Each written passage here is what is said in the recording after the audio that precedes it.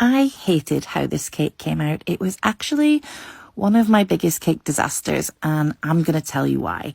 So I started as I usually do, stacking up all the cake. I was really excited about the pose that I got for this one, but it all goes downhill pretty quickly. So this is all the shavings. This is the cake all cut off. I cover it all in delicious white chocolate ganache.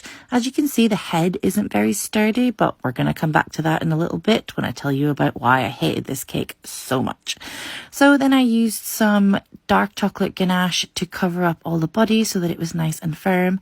Next up, I did as I usually do. I made some poured isomalt eyes. Isomalt is like a sugar substitute that solidifies really good and hard, so you can use that for things like eyes. So I put them onto the head and then I started sculpting away. So the head was made out of cake, okay?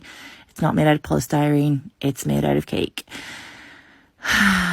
Yeah, so I'm going to show you. I had my reference images in the background.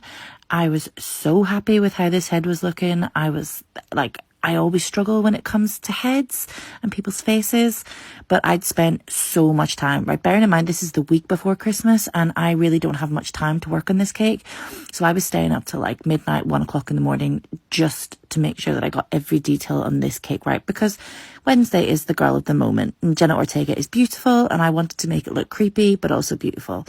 So I'd done all my sculpting. I was really happy with it. And then I took some gel food colors and painted in all of her details. So it made her look super like Wednesday. I added in a little bit of extra shading because my room that I work in is really light. So you weren't going to get all that dark Tim Burton shadowing in mine if I hadn't have painted.